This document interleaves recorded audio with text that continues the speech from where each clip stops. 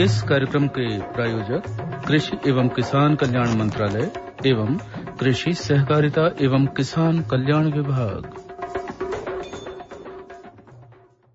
सभी किसान भाइयों को रजनीश भैया और शैलन भैया की राम राम। स्वागत है सभी किसान भाइयों का आज की किसान वाणी में। और शैलन भैया, ठंड तो बहुत ही अच्छी खासी पड़ रही है इस साल। बिल्कुल रजनीश भैया, ठंड इन दिनों खूब पड़ रही है, पर आने वाले दिनों में बादल छाए रहने की संभावना मौसम विभाग द्वारा जताई जा रही है, जिस कारण से सरसों, मूली, सेम वर्ग की फसलों में एपिड कीट के प्रकोप की संभावना रजनीश भैया बढ़ती दिखी रही है। हाँ भैया, जैसे ये बादल छाते हैं ना, थोड़ा कीट प्रकोप की संभावना अपनी खेतों में हो जाती है कि भाई बढ़ जाए। ऐसे में किसान भाई फसल की पहले तो भैया ये करें कि सतत निगरानी रखें, बिल्कुल है ना, कि जैसे ही कुछ दिखे तो तुरंत उसके नियंत्रण का अपने को उपाय करना है, चाहे रोग हो या कीट हो। और जैसे ज्यादा प्रकोप होने की दशा अगर दिख रही है तो ऐसे में भैया वो ये करें कि इमिडाक्लोप्रिड 0.5 मिलीलीटर प्रति लीटर पानी के साथ छिड़काव करें। साथ ही मौसम को देखते हुए जो अपनी अरहर तुअर की जो फसल है उसमें भी कीड़े और बीमारियों के संक्रमण पर वो नजर बनाए रखें और प्रभावी नियंत्रण के उपायों को अपनाएं। बिल्कुल किसान भाइयों, हम आपसे बात करेंगे आज प्रधानमंत्री किसान मानधन योजना पर, है ना। ये तो होगी हमारी आज की बात। इसके साथ ही आज मेहमान क्रम के अंतर्गत आपको सुनवाएंगे थावरी कला पोस्ट शारदामाई सालीवाड़ा तहसील अमरवाड़ा के अनुभवी किसान तुलसीराम बंदेवार से उनकी खेती बाड़ी के अनुभव पर बातचीत। बिल्कुल। और इसके साथ ही होंगे भजन और लोक संगीत, है ना। तो चलिए कार्यक्रम की शुरुआत करते हैं सुंदर से देवी गीत से, जिसे गाया है बलिराम धुर्वे और साथियों ने। चलिए भी सुनते हैं।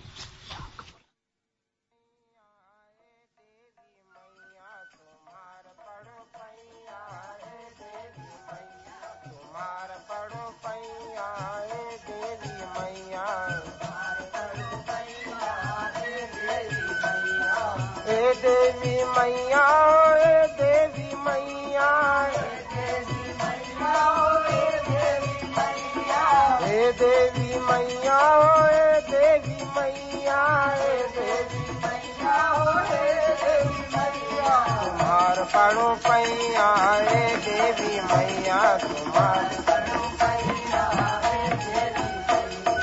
हमरी माँ गोदी में दे ललनवा, हमरी माँ गोदी में दे ललनवा, हमरी माँ गोदी में दे ललनवा, हमरी माँ गोदी में दे ललनवा, चढ़ाऊं अठवैया देवी दुर्गा, चढ़ाऊं अठवैया देवी दुर्गा,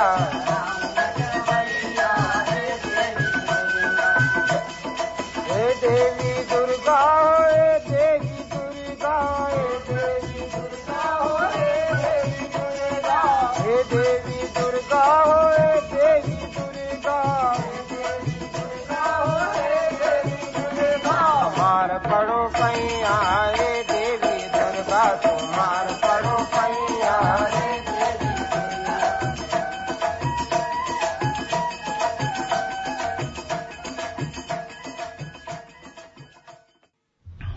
चलिए किसान भाइयों, इस देवी गीत के बाद अब समय है हमारे आज की बात का, जिसमें आज हम बात करने वाले हैं प्रधानमंत्री किसान मानधन योजना के बारे में, जो किसानों के लिए वरदान है। और शैलन भैया, जैसे कि आपने इस योजना की बात की तो अपने किसान भाइयों को हम ये बता दें कि ये जो योजना है प्रधानमंत्री किसान मानधन योजना, ये क्या है, इसके बारे में थोड़ी जानकारी देते हैं अपने किसान भाइयों को। किसान भाइयों, प्रधानमंत्री मानधन योजना सितंबर 2019 को शुरू की गई थी। बिल्कुल। ये एक स्वैच्छिक और अंशदायी पेंशन योजना है, जिसका मुख्य उद्देश्य देश के सभी भूमिधारकों, चाहे वे छोटे हों या सीमांत किसान, उनको वृद्धावस्था में सामाजिक सुरक्षा प्रदान करना इस योजना का प्रमुख उद्देश्य। बिल्कुल किसान भाइयों, इसमें हर पात्र व्यक्ति को 60 वर्ष की आयु के बाद 3,000 रुपए की निश्चित राशि मिलती है पेंशन के रूप में। बढ़िया। और किसान भाइयों, किसान पूरी जिंदगी मेहनत करता है और फसलों को उगाता है। इस बीच वो कई प्रकार के उतार चढ़ाव का सामना करता है। और रजनीश भी हम देखते हैं कई बार आर्थिक रूप से हो या शारीरिक रूप से वह हर समस्या से लड़कर अपने खेतों में फसलों को लहलाता है। बहुत अच्छी बात। परंतु एक समय ऐसा भी आता है जब वो उम्र के साथ साथ अपनी शारीरिक शक्ति खोते चला जाता है। बिल्कुल भी, हर किसी के जीवन में ये पड़ाव आता है, वृद्धावस्था आती है। बिल्कुल। और वृद्धावस्था हर व्यक्ति की जिंदगी का एक पड़ाव होता है जिसमें शरीर उतना प्रभावशाली ढंग से काम नहीं करता जितना जवानी के दिनों में हमारा शरीर काम करता है। ऐसे में परिवार के अन्य सदस्यों के द्वारा काम की जवाबदारी जो है संभाल ली जाती है, उत्तरदायित्व अपने ऊपर ले लेते हैं। और इसमें भी ये होता है कि कोई खेती को संभालने वाला ना हो अगर किसान के घर में, तो ऐसी स्थिति में किसान असहाय हो जाता है और जिंदगी के इस पड़ाव में वो आर्थिक रूप से भी असहाय महसूस करता है। बिल्कुल।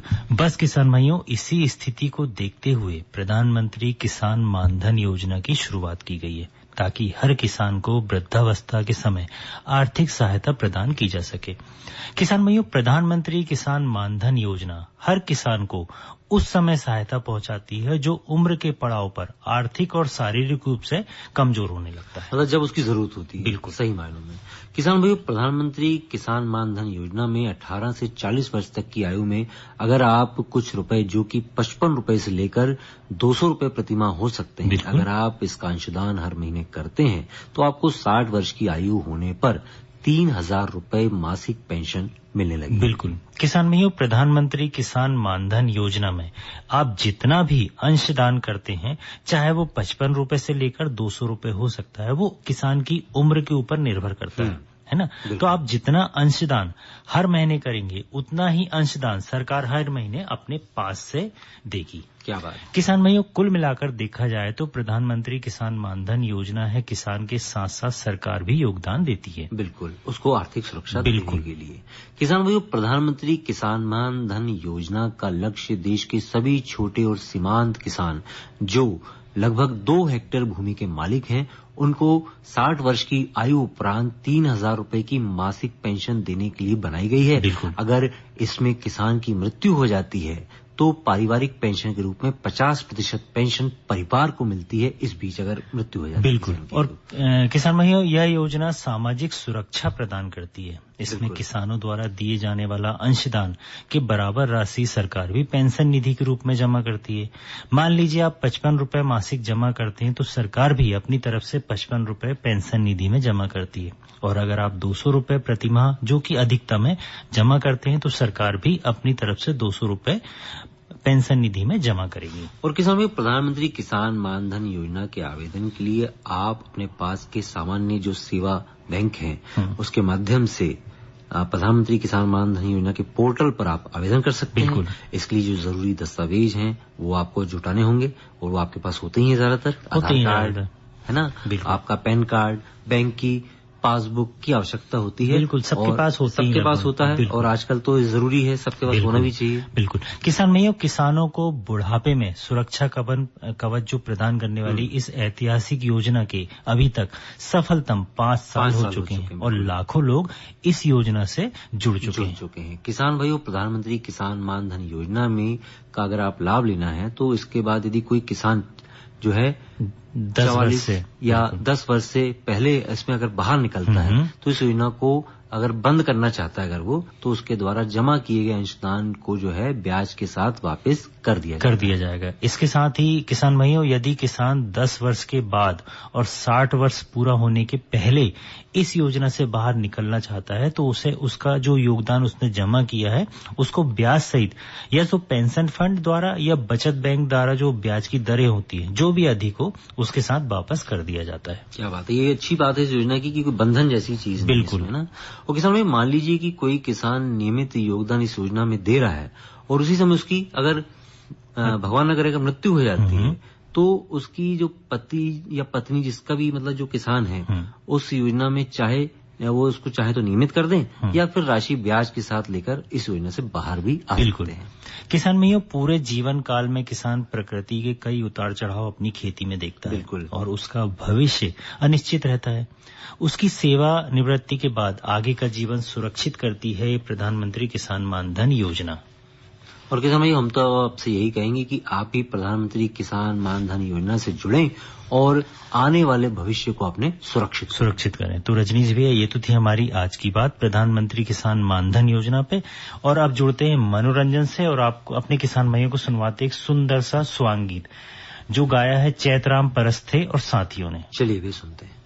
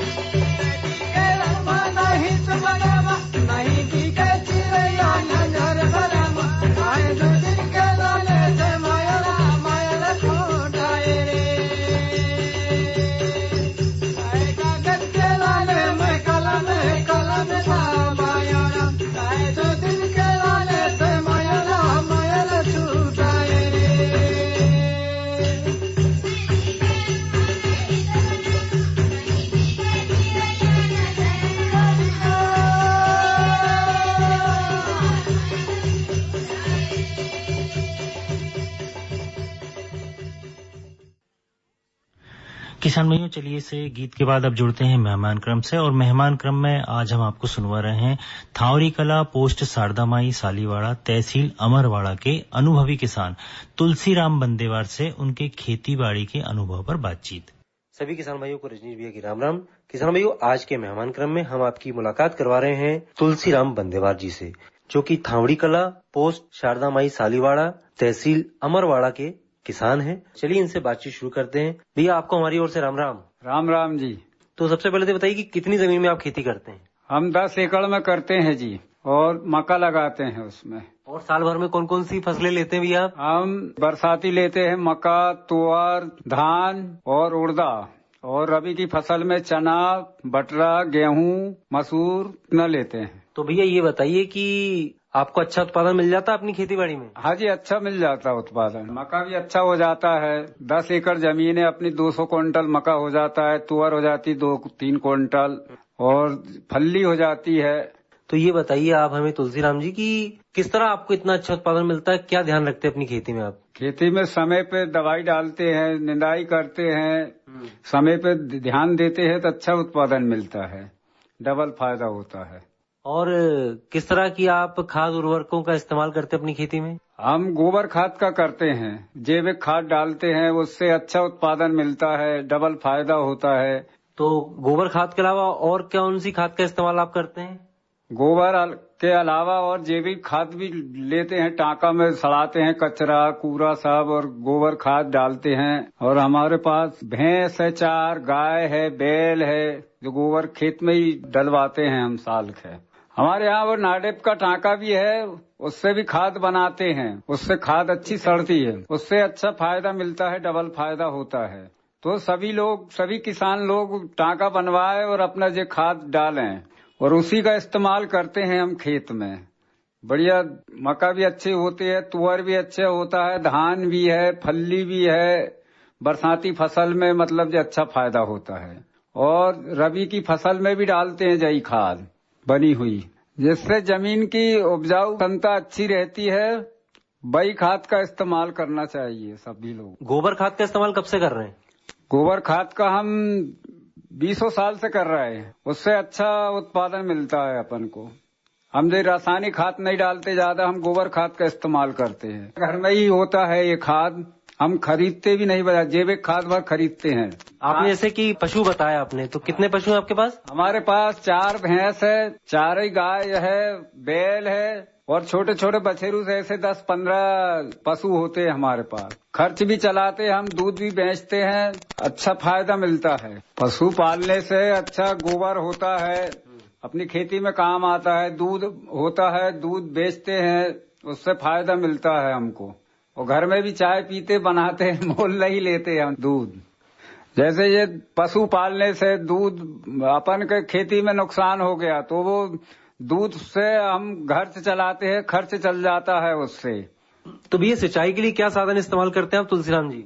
सिंचाई के लिए कुआं है, कुआं में मोटर है, बोर है, बोर का मोटर है और उससे सिंचाई करते हैं, उससे अच्छा फायदा लेते हैं।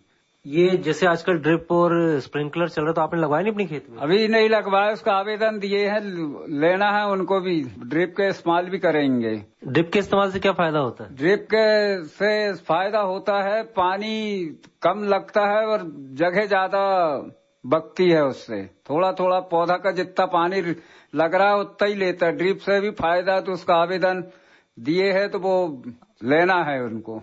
ड्रिप से पानी की बचत भी अच्छी होती है, ज्यादा पुरता है, कमी नहीं होती उससे। जितनी फसल को आवश्यकता रहती है उतना ही लेता है पानी। तो भैया रेडियो सुनते हैं क्या आप? हाँ जी सुनते हैं ना। कार्यक्रम किसान वाणी सुनते हैं? सुनते हैं, किसान वाणी सुनते हैं। क्या कहते हैं, हमारे यहाँ रेडियो ही है, FM चलता, पूरा सुनते हैं हम कार्यक्रम। उसमें जो भी आता है पूरी सुनाई होती है। रेडियो में किसान वाणी में सुनो, बढ़िया खेती के नए नए तरीका बताते हैं, नए नए पानी का, मौसम का पूरी जानकारी लेते हैं। मैं तो रोज सुनता हूँ, किसान वाणी आती है शाम को, बढ़िया है, तो उसी को सुनता हूँ। ये रेडियो सुनने में खेती बाड़ी की नई नई जानकारी मिलती है, लोक गीत भी सुनने को मिलते हैं, मनोरंजन भी होता है, आनंद आता है। अच्छा ये बताइए कि आप हमारे किसान भाई अच्छा उत्पादन लें, अच्छी खेती करें, उसके लिए आप क्या कहना चाहेंगे? किसान भाइयों से कहना चाहूंगा कि जो बताते अधिकारी कृषि वाले नए नए तरीका से खेती करें तो उससे अच्छा लाभ होगा। गोबर खाद का इस्तेमाल करें, जैविक खाद का ही इस्तेमाल करें। अपनी खेती में जैविक तरीका को अपनाएं, इससे अच्छा उत्पादन बढ़ के मिले। तो रेट भी अच्छा मिलता, बाजार में ले जाओ तो रेट भी अच्छा मिलता है, अच्छे दाम आते हैं, फसल भी अच्छी नए चमकदार होती है जैविक खाद से। सभी लोग किसान भाई और जैसे हम करते हैं ऐसे सभी लोग करें, आगे बढ़े। और कुछ हमारे किसान भाइयों को कुछ कहना चाहेंगे आप? मैं एक भजन सुनाना चाहता हूँ किसान भाइयों को। मेरी नैया में लक्ष्मण राम, गंगा मैया धीरे बहो। मेरी नैया में लक्ष्मण राम, गंगा मैया धीरे बहो। कोने की गंगा और कोने की नैया, कोने की गंगा और कोने की नैया, मेरे कोने के लक्ष्मण राम, गंगा मैया धीरे बहो। मेरे कोने के लक्ष्मण राम, गंगा मैया धीरे बहो। भगीरथ की गंगा और केवट की नैया, भगीरथ की गंगा और केवट की नैया, राजा दशरथ के लक्ष्मण राम, गंगा मैया धीरे बहो। राजा दशरथ के लक्ष्मण राम, गंगा मैया धीरे बहो। क्या बात है, बहुत अच्छा आपने मधुर भजन सुनाया और खेती बाड़ी भी आप अच्छे करते हैं, भजन भी बड़ा अच्छा गाते हैं आप। आपसे मुलाकात करके बहुत अच्छा लगा। आपने हमसे इतनी अच्छी बातचीत की, आपने हमें समय दिया, इसके लिए आपका बहुत बहुत धन्यवाद। राम राम। राम राम जी। किसान भाइयों, अभी आपने मेहमान क्रम के अंतर्गत सुना थावरी कला पोस्ट शारदामाई सालीवाड़ा तहसील अमरवाड़ा के अनुभवी किसान तुलसीराम बंदेवार से उनके खेती बाड़ी के अनुभव पर बातचीत। और आइए सुनते हैं अब कुछ महत्वपूर्ण संदेश।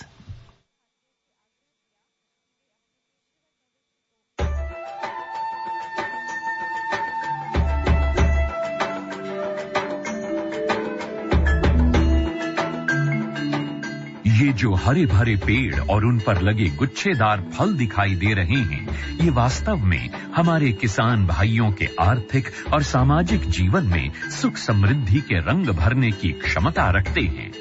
ऑयल पाम की खेती से किसान सामान्य फसलों की तुलना में कम लागत एवं मेहनत से अधिक आय प्राप्त कर सकते हैं। इसके माध्यम से किसान खाद्य तेलों का उत्पादन बढ़ाकर देश के विकास में अपनी भागीदारी सुनिश्चित कर सकते हैं।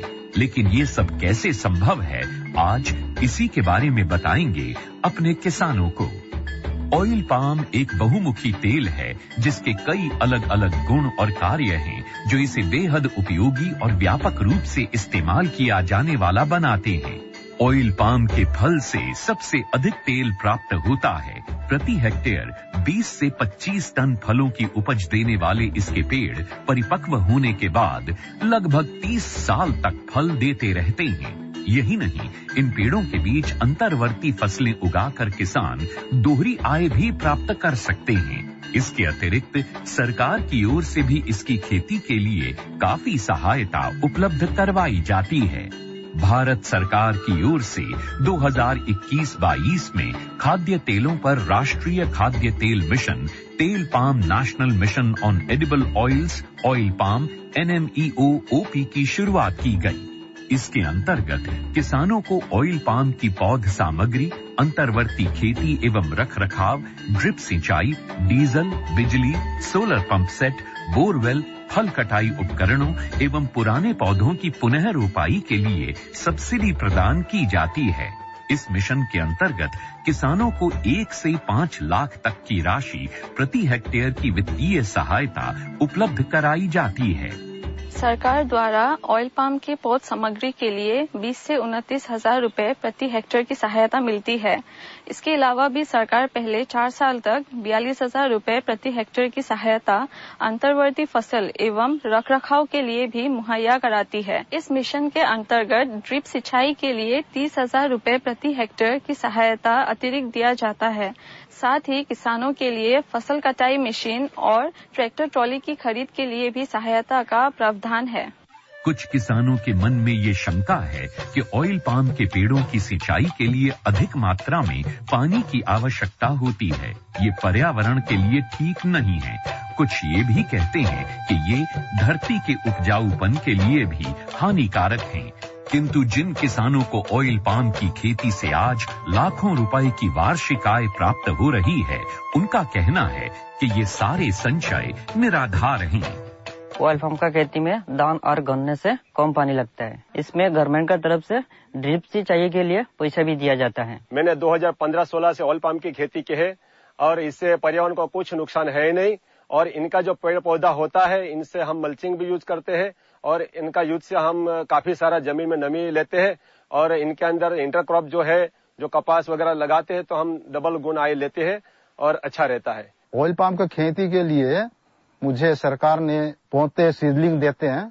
वो जब बड़ा हो जाता है, जो फल जो देता है, हर महीने सरकार उसी फल खरीदने के लिए एक रेट बना के देते हैं। वही रेट पे कंपनी खरीद लेते हैं। मैं काट के इकट्ठा कर देता हूँ, कंपनी उठा के लिए जाते हैं। ऑयल पाम के लिए सरकार उत्पादों की तत्काल खरीद करती है। साथ ही सरकार एक वायबिलिटी मूल्य भी घोषित करती है, ताकि यदि भाव अचानक गिर जाए तो उस अंतर का भुगतान सरकार किसानों को करती है। सच तो ये है कि ऑयल पाम की खेती हमारे किसानों को और अधिक समृद्ध और ग्रामीण अर्थव्यवस्था को और अधिक सशक्त बना रही है। आप भी इसकी खेती और सरकारी सहायता का लाभ उठाएं और अपनी आर्थिक स्थिति को बेहतर बनाएं।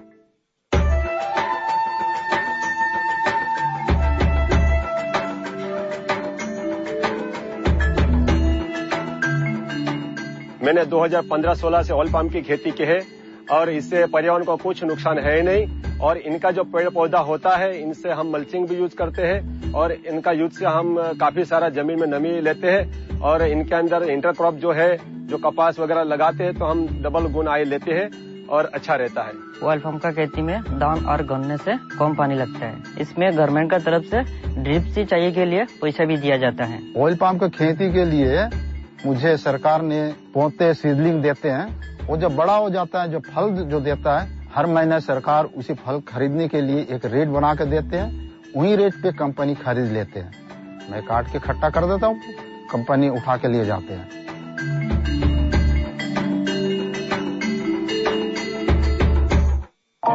किसानों की आमदनी में वृद्धि और उनके जीवन में खुशहाली, यही है संकल्प जिसे साकार करने के लिए मिशन मोड में कार्य कर रही है भारत सरकार। इसी दिशा में एक ठोस कदम है ई समृद्धि पोर्टल, जिसे नेफेड ने बनाया है।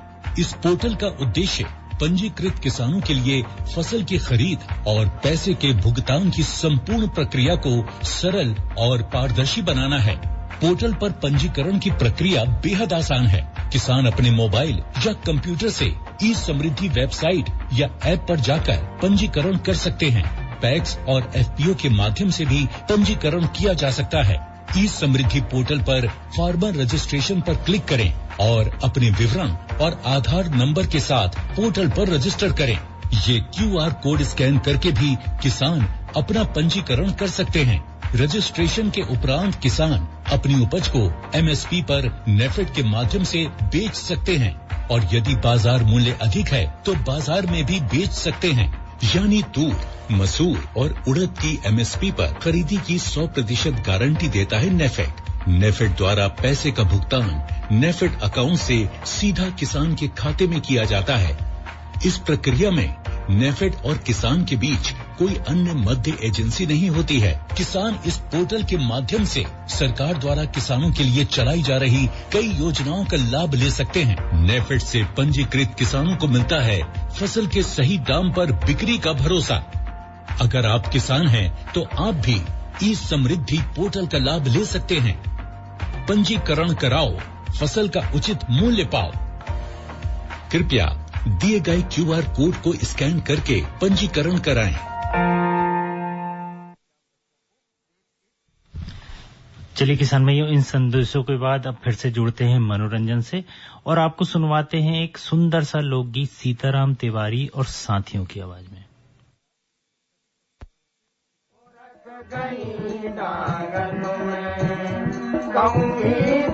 बोलत बोल नर्मदा मोरक गई डांगन में, हो रे अरे हो रे नर्मदा मोरक गई डांगन में।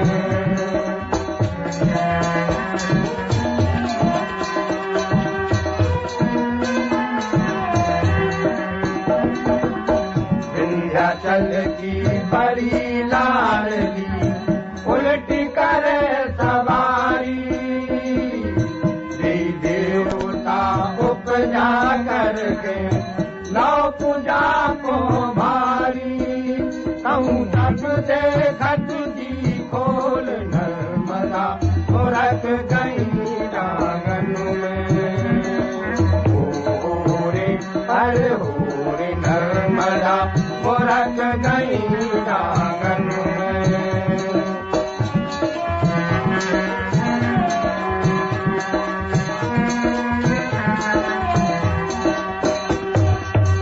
आसमान के झिलमिल मुर्तियाँ जाको बहुत ही प्यारे, बैठता से चंदा सूरज होनियन बैठारे।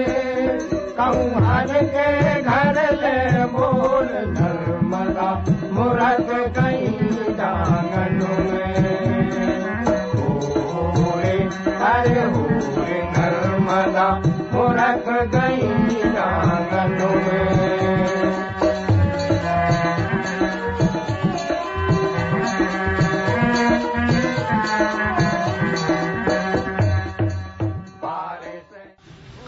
तो शैलेंद्र भैया, इस लोक भजन के साथ अब समय होता है कि हम अपने किसान भाई से विदा लें, है ना? तो मैं रजनीश भैया और मैं शैलेंद्र भैया कहते हैं राम राम, जय जवान जय किसान।